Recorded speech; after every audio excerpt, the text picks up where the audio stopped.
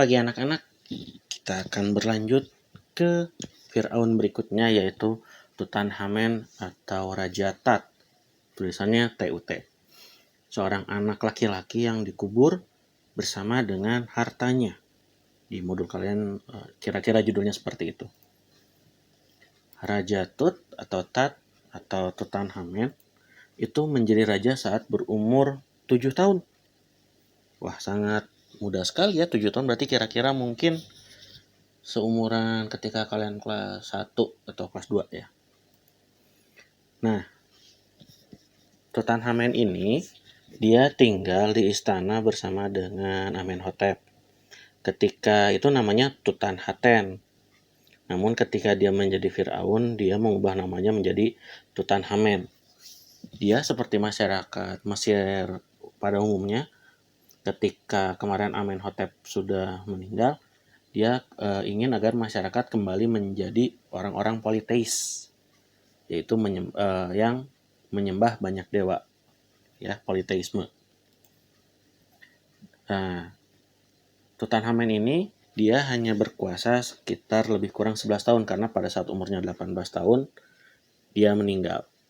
Nah, yang berbeda adalah saat dia meninggal, dia tidak dikuburkan di dalam piramid, tetapi di lembah yang dibuat lorong-lorong di bawahnya. Mengapa hal ini terjadi? Karena pada saat itu masyarakat Mesir mengetahui bahwa ketika rajanya meninggal dikubur di piramid, hartanya disimpan di situ. Jadi piramid menjadi sasaran pencurian. Banyak harta yang ada di piramid dicuri, dan untuk menghindari hal itu, maka Tutankhamen, Raja Tut, dikuburkannya di lembah, tapi bukan sembarangan lembah. Sudah digali terowongan yang sangat dalam, dan ketika sudah dikubur, ditutupi batu dan lain-lain. Nah, di lembah ini akhirnya lama-lama menjadi seperti kuburan untuk para raja Mesir dan disebut lembah para raja. Ketika tahu bahwa Tutankhamen meninggal, banyak orang yang berusaha mencari hartanya yang dikuburkan di lembah para raja, tapi tidak ada yang berhasil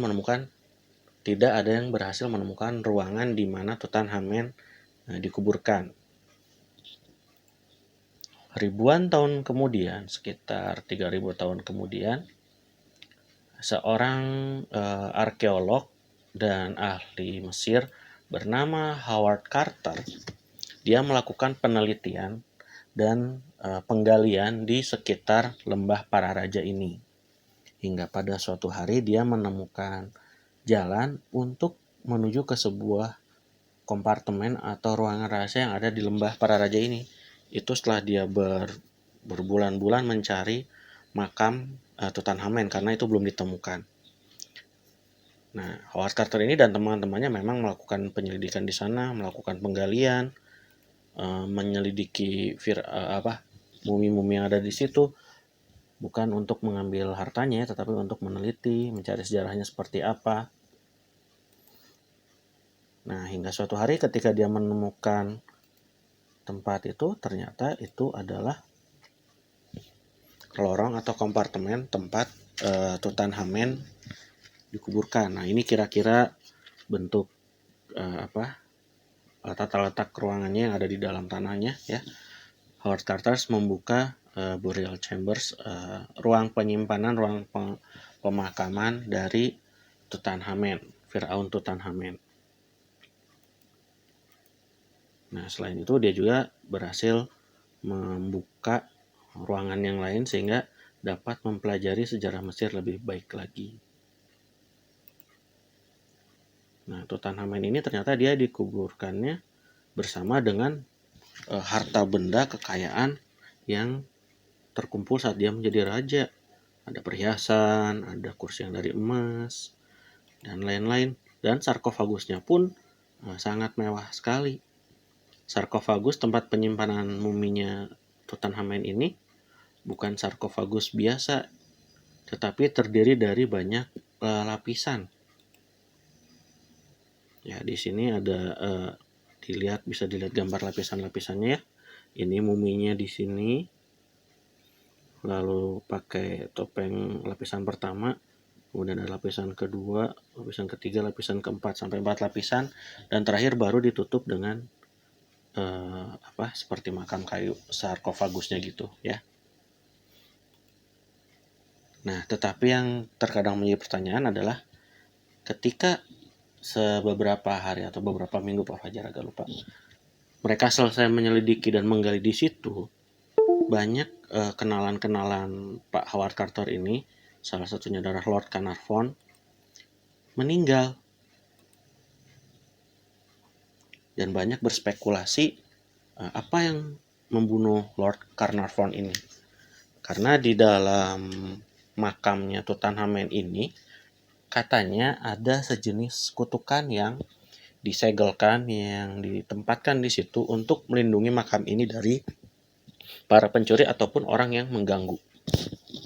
Bahkan hewan peliharaan salah satu temannya pun ada yang tiba-tiba meninggal. Apakah itu benar karena kutukan?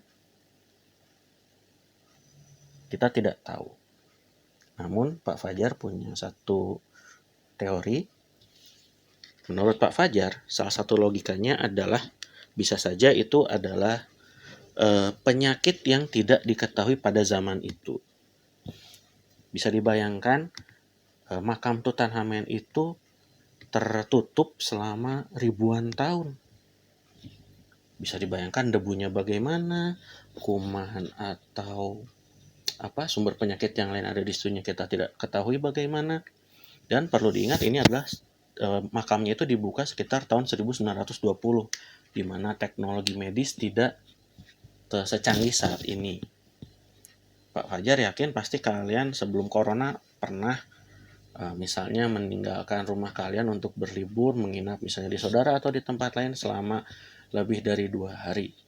Terkadang suatu ruangan yang kita tinggalkan lebih dari sehari, ketika kita sampai lagi di rumah, ketika kita buka, mungkin akan sedikit terasa pengap karena debu berkumpul, banyak kotoran yang di situ yang tidak kelihatan.